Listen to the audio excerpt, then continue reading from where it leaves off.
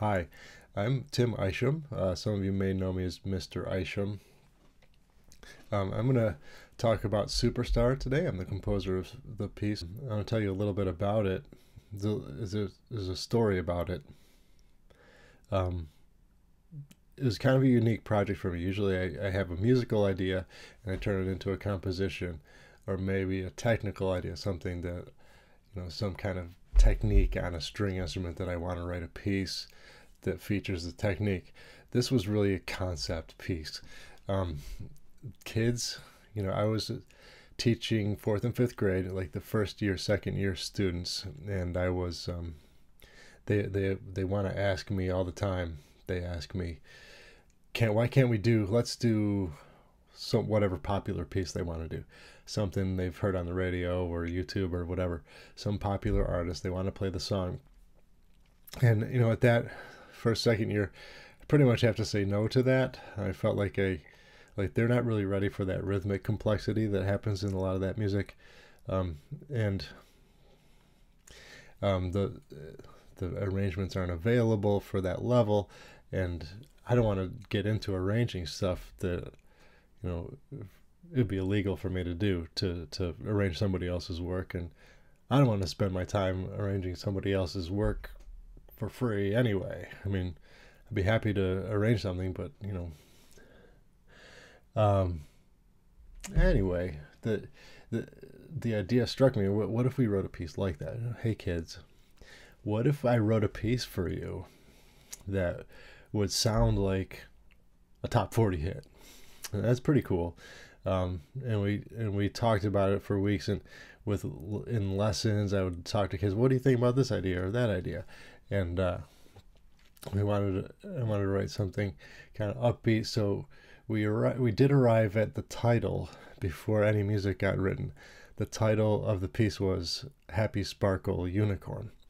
Um, this was the most popular thing we could think of. I did some research. There's not that many unicorn pieces out there for beginning strings.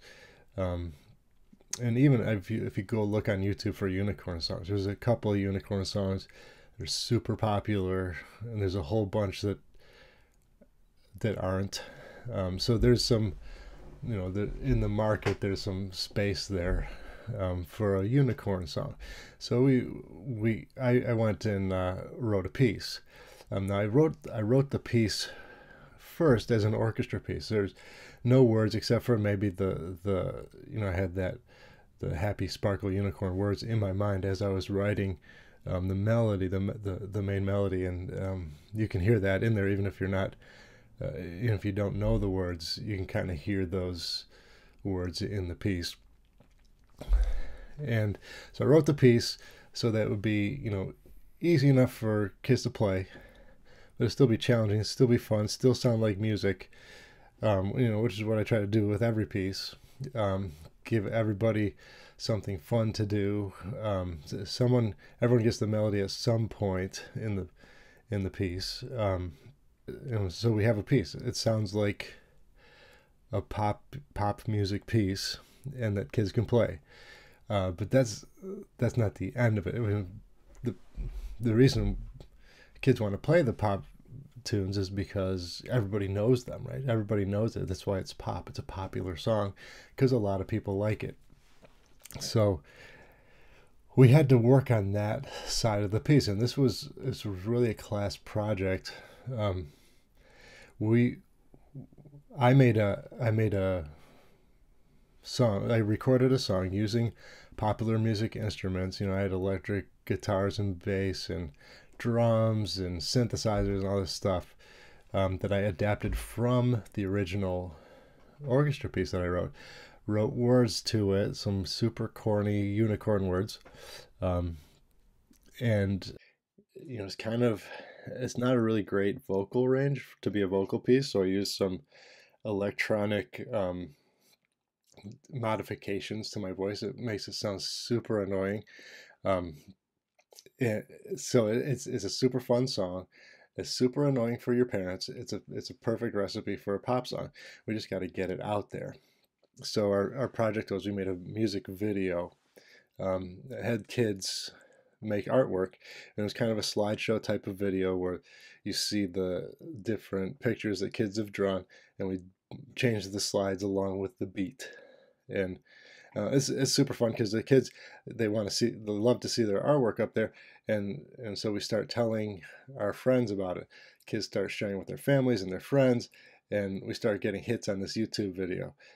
It's not like a million hit video or anything, but for the number of kids, our goal was for every kid in the school to have heard the song before we played the concert. So there was between 400 and 500 kids in the school. So our first goal was we got to get 400 views on this video. And we did. We got 400 views, and we kept going. By the time the concert came, we had about 1,000 views, just over 1,000 views on YouTube. So we had this experience at the concert where, if you've been to a concert and the band starts playing, everybody's favorite song, and the crowd just kind of roars a little bit. Oh, it's my favorite song! Yeah! And we have this moment where there's this little excitement in the crowd. That happened to us at the concert. So it was pretty cool. We had this pop music sounding song. We turned it into an actual popular song, or at least it was at our school. And so we had this pop music experience. So here's the question you're asking me: why is it not called Happy Sparkle Unicorn? Why is how come it's called Superstar? Well, and you have to weigh in on this and see, tell me what you think. But the publisher of Kendor, they've been fantastic, and I love them, and they're wonderful. But they said to me, you know what?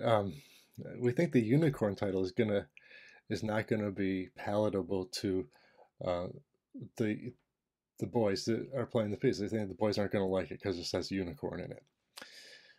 And I was like, well, I don't know. My orchestras, the kids liked it. There's one boy, okay, I will admit, there's one boy in my orchestra when we played this that said, I hate this song because it's about unicorns and I don't like it. And he said a lot of other things about it.